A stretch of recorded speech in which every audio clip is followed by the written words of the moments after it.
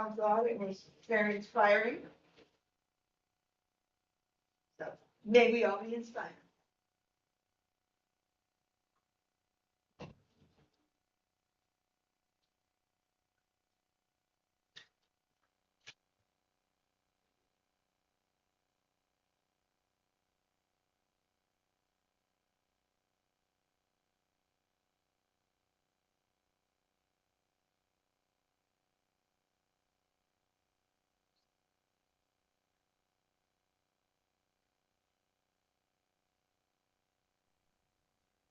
We cannot hear him out here.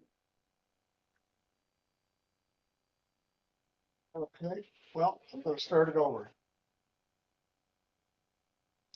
There we go. That you have asked me here to say a Brandeisian. Love it. Oh, these. President Leibowitz, Ron. Chair Lisa Krantz and other members of the Board of Trustees, Provost Carol Furkey, fellow honorees, distinguished faculty and staff, proud and relieved parents, calm and serene grandparents, distracted but secretly pleased siblings, ladies and gentlemen, graduating students of the class of 2024, good morning. I am deeply honored and privileged that you have asked me here to say a few words at such a momentous occasion, that you might find what I have to say worthy of your attention on so important a day in all of your lives. Thank you for this honor. Listen, I am in the business of history. It is not always a happy subject on college campuses these days, particularly when forces seem determined to eliminate or water down difficult parts of our past, particularly when the subject may seem to some an anachronistic and irrelevant pursuit, and particularly with the ferocious urgency this moment seems to exert on us. It is my job, however, to remind people of the power our past also exerts to help us better understand what's going on now with compelling story, memory, and anecdote. It is my job to try to discern patterns and themes from history to enable us to interpret our dizzying and sometimes dismaying present. For nearly 50 years now, I have diligently practiced and rigorously tried to maintain a conscious neutrality in my work, avoiding advocacy if I could, trying to speak to all of my fellow citizens. Over those many decades, I've come to understand a significant fact, that we are not condemned to repeat, as the saying goes, what we don't remember. That is a beautiful, even poetic phrase, but not true. Nor are there cycles of history, as the academic community periodically promotes. The Old Testament, Ecclesiastes to be specific, got it right, I think. What has been will be again. What has been done will be done again. There is nothing new under the sun. What those lines suggest is that human nature never changes, or almost never changes. We continually superimpose that complex and contradictory human nature over the seemingly random chaos of events. All of our inherent strengths and weaknesses, our greed and generosity, our puritanism and our prurience, our virtue and our venality parade before our eyes, generation after generation after generation. This often gives us the impression that history repeats itself. It does not. No event has ever happened twice. It just rhymes, Mark Twain is supposed to have said. I have spent all of my professional life on the lookout for those rhymes, drawn inexorably to that power of history. I am interested in listening to the many varied voices of a true, honest, complicated past that is unafraid of controversy and tragedy, but equally drawn to those stories and moments that suggest an abiding faith in the human spirit, and particularly the unique role this remarkable and sometimes also dysfunctional republic seems to play in the positive progress of mankind. During the course of my work, I have become acquainted with hundreds, if not thousands, of those voices. They have inspired, haunted, and followed me over the years. Some of them may be helpful to you, as you try to imagine and make sense of the trajectory of your lives today. Listen, listen. In January of 1838, shortly before his 29th birthday, a tall, thin lawyer, prone to bouts of debilitating depression, addressed the Young Men's Lyceum in Springfield, Illinois. At what point shall we expect the approach of danger, he asked his audience. Shall we expect some transatlantic military giant to step the earth and crush us at a blow? Then he answered his own question. Never.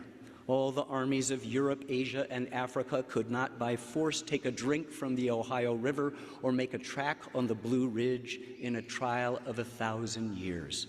If destruction be our lot, we must ourselves be its author and finisher. As a nation of free men, we must live through all time or die by suicide. It is a stunning, remarkable statement, one that has animated my own understanding of the American experience since I first read it more than 40 years ago. That young man was, of course, Abraham Lincoln, and he would go on to preside over the closest this country has ever come to near national suicide, our Civil War. And yet, embedded in his extraordinary, disturbing, and prescient words is also a fundamental optimism that implicitly acknowledges the geographical force field, two mighty oceans, east and west, and two relatively benign neighbors, north and south, have provided for us since the British burned the White House in the War of 1812 and inspired Francis Scott Key. Lincoln's words that day suggest what is so great and so good about the people who happen to inhabit this lucky and exquisite country of ours. That's the world you now inherit. Our work ethic and our restlessness, our innovation and our improvisation, our communities and our institutions of higher learning, our suspicion of power, the fact that we seem resolutely dedicated to parsing the meaning between individual and collective freedom, what I want versus what we need, that we are also dedicated to understanding what Thomas Jefferson really meant when he wrote that mysterious phrase, the pursuit of happiness. Hint, it happens right here in the lifelong learning and perpetual improvement this university is committed to. But the isolation of those two oceans has also helped to incubate habits and patterns less beneficial to us. Our devotion to money and guns and conspiracies, our certainty about everything, our stubborn insistence on our own exceptionalism, blinding us to that which needs repair, especially with regard to race and ethnicity, our preoccupation with always making the other wrong at an individual as well as a global level. I am reminded of what the journalist I.F. Stone once said to a young acolyte who was profoundly disappointed in his mentor's admiration for Thomas Jefferson. It's because history is tragedy, Stone admonished him, not melodrama. It's the perfect response. In melodrama, all villains are perfectly villainous and all heroes are perfectly virtuous. But life is not like that. You know that in your guts, and nor is our history like that. The novelist Richard Powers recently wrote that the best arguments in the world, and ladies and gentlemen, that's all we do is argue. The best arguments in the world, he said, won't change a single person's point of view. The only thing that can do that is a good story. I've been struggling for most of my life to do that, to try to tell good, complex, sometimes contradictory stories, appreciating nuance and subtlety and undertow, sharing the confusion and consternation of unreconciled opposites. But it's clear, as individuals and as a nation, we are dialectically preoccupied. Everything is either right or wrong, red state or blue state, young or old, gay or straight, rich or poor, Palestinian or Israeli, my way or the highway. Everywhere we are trapped by these old, tired, binary reactions, assumptions, and certainties. For filmmakers and faculty, students and citizens, that preoccupation is imprisoning. Still, we know and we hear and we express only arguments, and by so doing, we forget the inconvenient complexities of history and of human nature. That, for example, three great religions, they're believers, all children of Abraham, each professing at the heart of their teaching a respect for all human life, each with a central connection to and legitimate claim to the same holy ground, violate their own dictates of conduct and make this perpetually contested land a shameful graveyard. God does not distinguish between the dead. Could you? Dr. J, I have a large dark sunspot on my cheek with no concealer can hide. Which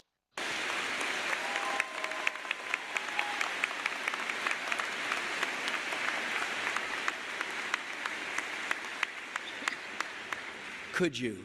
A very wise person I know with years of experience with the Middle East recently challenged me. Could you hold the idea that there could be two wrongs and two rights? Listen. Listen. In a filmed interview I conducted with the writer James Baldwin more than 40 years ago, he said, "No one was ever born who agreed to be a slave, who accepted it. That is, slavery is a condition imposed from without." Of course, the moment I say that, Baldwin continued, I realize that multitudes and multitudes of people, for various reasons of their own, enslave themselves every hour of every day to this or that doctrine, this or that delusion of safety, this or that lie. Anti-Semites, for example, he went on, are slaves to a delusion. People who hate Negroes are slaves. People who love money are slaves. We are living in a universe really of willing slaves, which makes the concept of liberty and the concept of freedom so dangerous, he finished. Baldwin is making a profoundly psychological and even spiritual statement, not just a political or racial or social one. He knew, just as Lincoln knew, that the enemy is often us. We continue to shackle ourselves with chains we mistakenly think is freedom. Another voice, Mercy Otis Warren, a philosopher and historian during our revolution, put it this way: "The study of the human character at once opens a beautiful and a deformed picture of the soul. We there find a noble principle implanted in the nature of people. But when the checks of conscience are thrown aside, humanity is obscured." I have had the privilege for nearly half a century of making films about the U.S., but I have also made films about us. That is to say, the two-letter, lowercase, plural pronoun. All of the intimacy of us, and also we, and our, and all of the majesty, complexity, contradiction, and even controversy of the U.S. And if I have learned anything over those years, it's that there's only us. There is no them. And whenever someone suggests to you, whomever it may be in your life, that there's a them, run away. Othering is the simplistic binary way to make and identify enemies, but it is also the surest way to your own self-imprisonment. Which brings me to a moment I've dreaded and forces me to suspend my long-standing attempt at neutrality. There is no real choice this November. There is only the perpetuation, however flawed and feeble you might perceive it, of our fragile 249-year-old experiment, or the entropy that will engulf and destroy us if we take the other route. When, as Mercy Otis Warren would say, the checks of conscience are thrown aside and a deformed picture of the soul is revealed. The presumptive Republican nominee is the opioid of all opioids, an easy cure for what some believe is the solution to our myriad pains and problems, when in fact, with him you end up re-enslaved, with an even bigger problem, a worse affliction and addiction, a bigger delusion, James Baldwin would say, the author and finisher of our national existence, our national suicide, as Mr. Lincoln prophesies. Do not be seduced by easy equalization. There is nothing equal about this equation. We are at an existential crossroads in our political and civic lives. This is a choice that could not be clearer.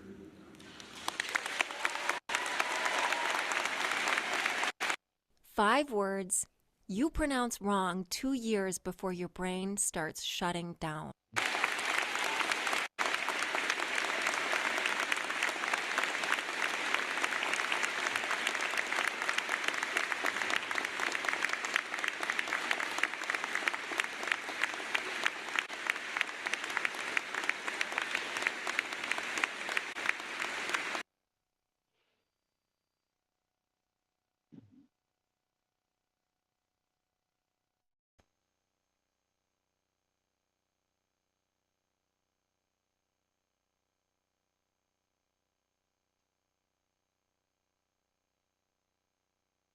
Still sharing screen.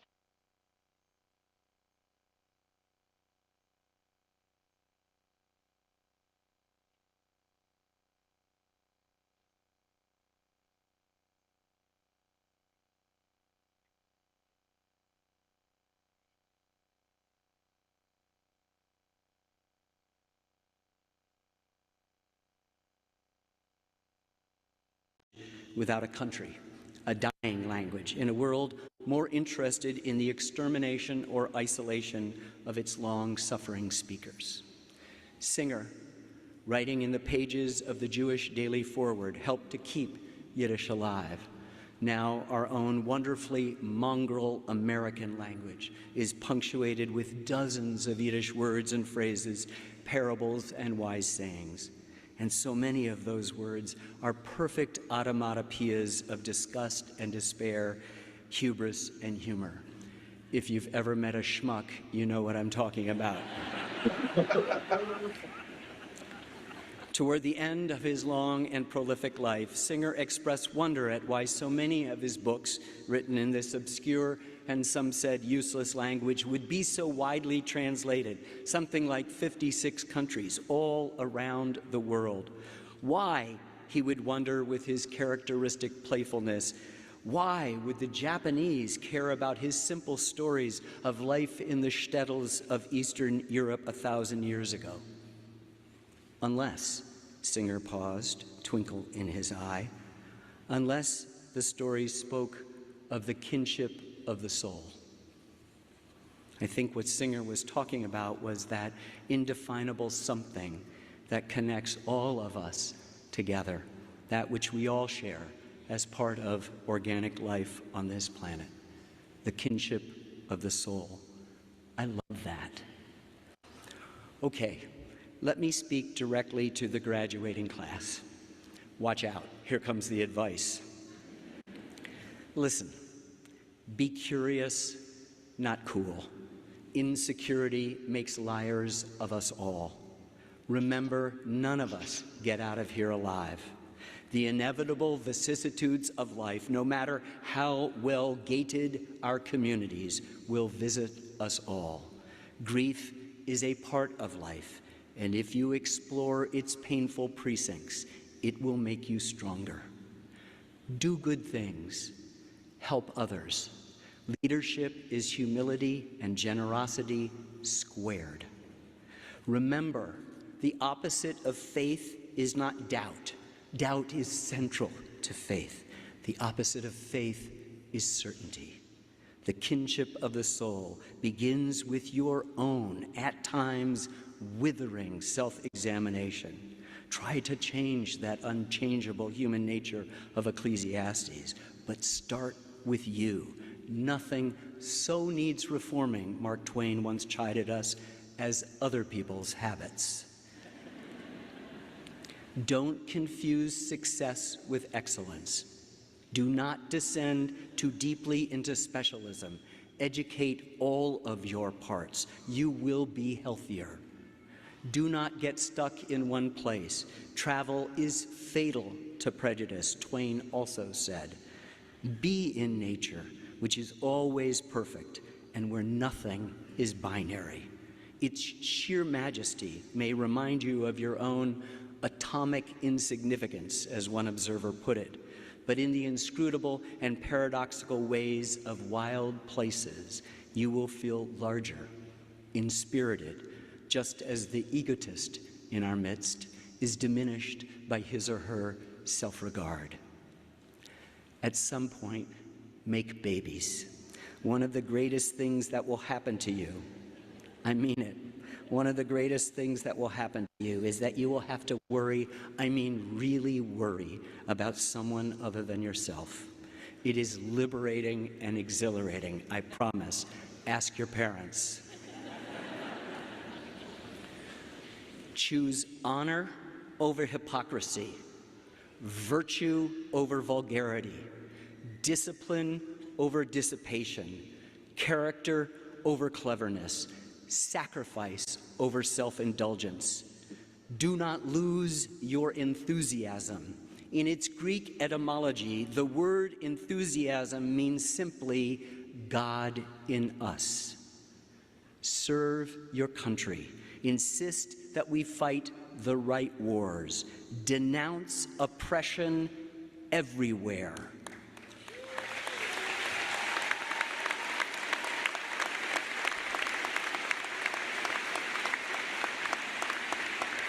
Convince your government, as Lincoln understood, that the real threat always and still comes from within this favored land.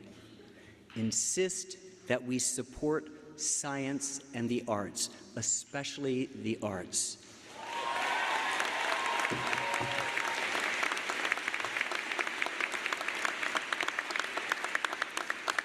They have nothing to do with the actual defense of our country.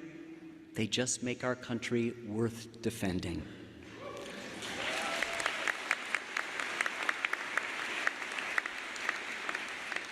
Remember what Louis Brandeis said.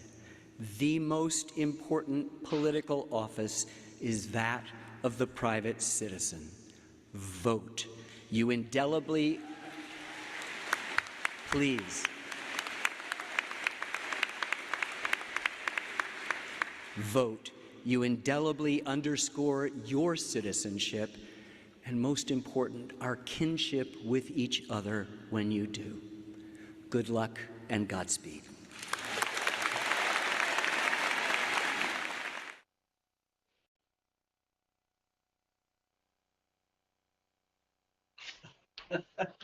Absolutely.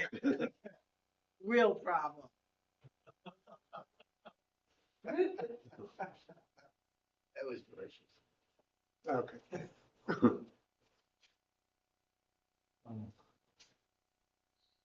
All right, any comments? Wow. Good speech. Not enough people to hear it. Spoken by a historian, which is where I've been living for the last 5 years. I just picked up with historians and started following them. I just got out of the political arena and decided that that was the best thing for me to get my sanity, and it has kept me going.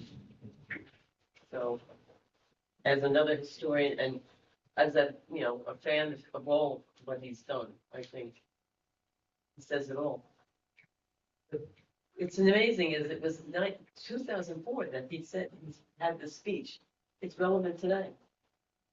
2004. Yeah, 2004. That's when the speech was done. Is that the date on it? I didn't even notice Yeah, that. oh yeah, 2004. It was when, right before the second term of Bush? I don't think so. Yeah, I don't think so either. Bush. the second I don't term. think so, because he was talking about Gaza. Yeah. Look at the top, it said 2004 speech. I thought it said, I thought I thought it said 2024. I was like, I thought it was brand new. Yeah, I think it is. Well, I thought it was 2024. I think he was actually discussing 2004, okay. his concern about the other candidate. All right, then it makes sense. I guess. Whoa. Didn't have the glasses on.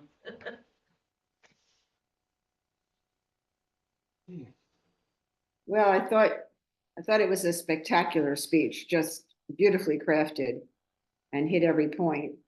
Amazing.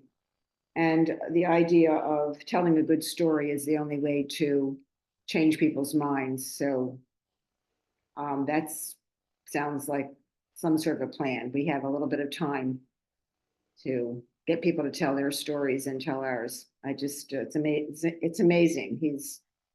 He got it all in there.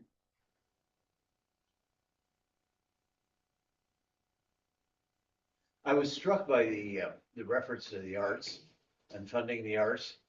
And, you know, we live in Philadelphia, and about a month ago, we have a small college downtown called the University of the Arts. And I don't know how many students they have, 1,000, 1,500. They've been there for 150 years.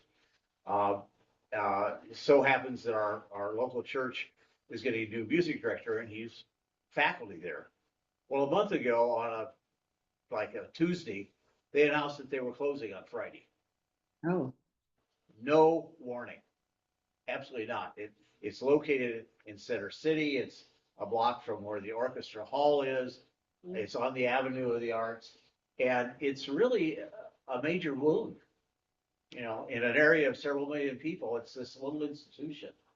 But the idea that it could just fold without any notice, the president and the board met, and the president, who resigned very quickly after that, and there's lots of investigations and so forth. But it really struck me when he said this, how that little art institution, which has permeated the Philadelphia area in performance and in visual arts and in painting, how much it really meant. You know, nobody really thought much about it, except there's this little school that's there, and a lot of adjunct professors, and a lot of you know, the kids hanging out on the steps. Kids that didn't have their degrees yet, and were finishing them this summer. They needed 1 or 2 courses, and the school was gone. For me, it made that. Finances? Yes, yes. And finance, I mean, obviously finances that were way beyond, I mean, I can talk very angrily about it. I wasn't even involved, but it strikes me that anytime anybody's talked about that situation, it's a heartfelt, personal thing. I was never in the place. But arts are much more central than we realize. And this was like the quintessential notice that, yes, it's important. absolutely.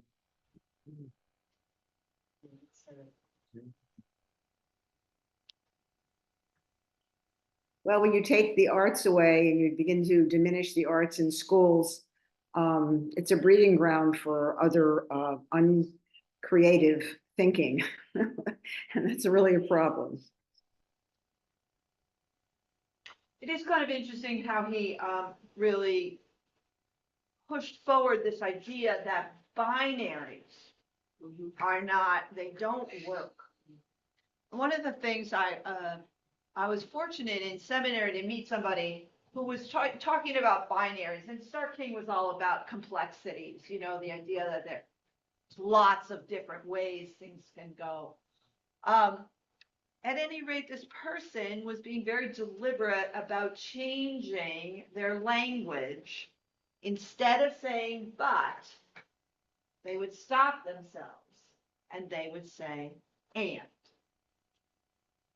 So I offer that as a gift today.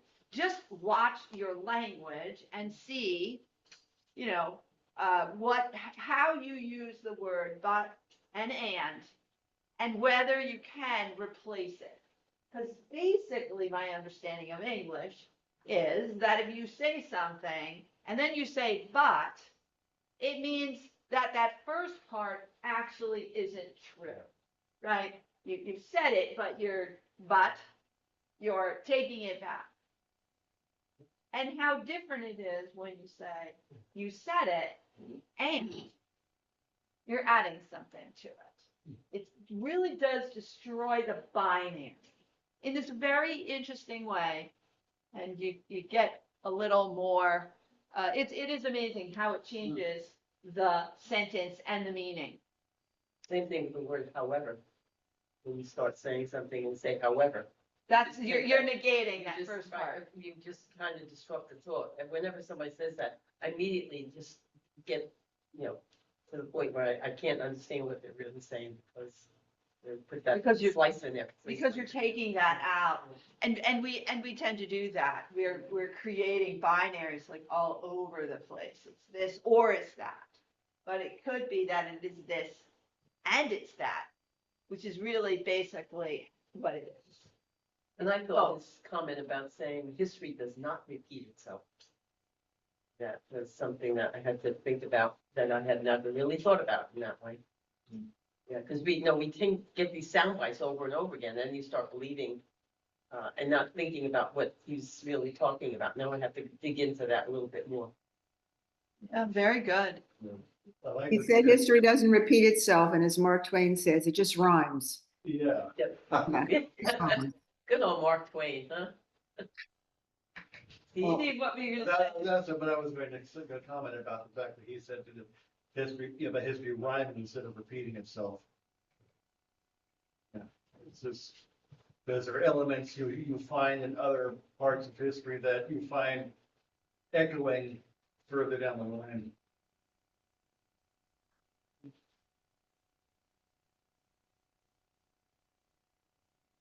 Any other comments?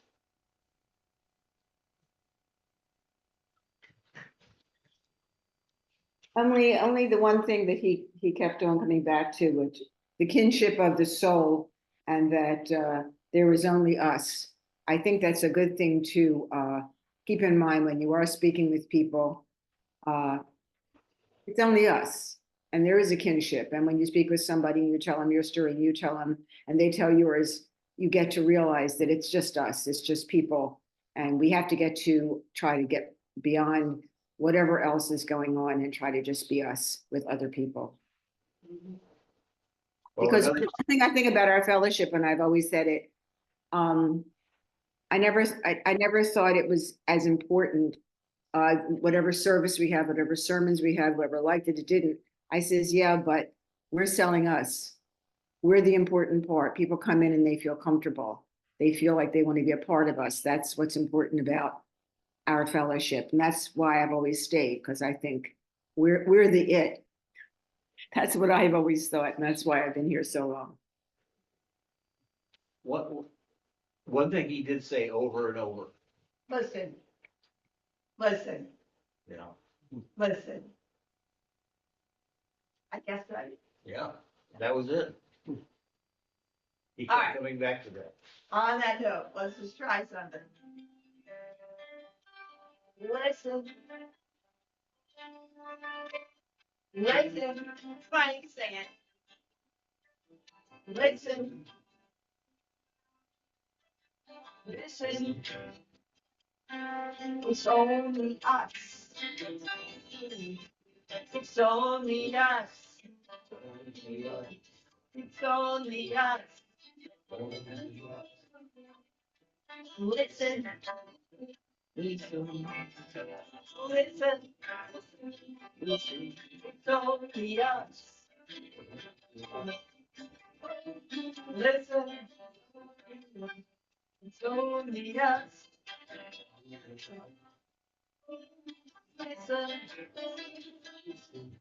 only us.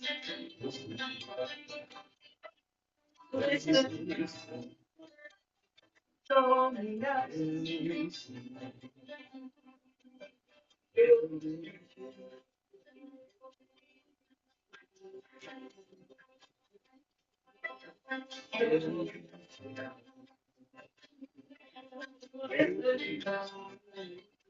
Do that one more time.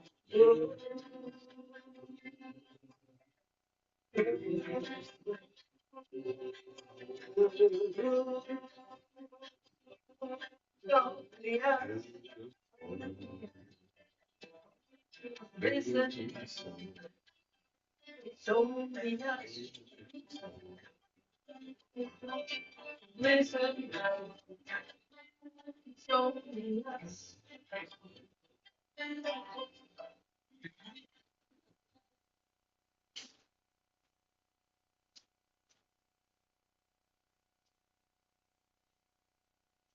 Right. Well, we extinguish this flame, but not the light of truth. The warmth of community and the fire of commitment. Those we hold in our hearts and make manifest in our lives until we are together. Amen. Thank you, Sharon. Enjoy the rest of your day. Thank you, Sharon. Hi, Sharon. We get a chocolate with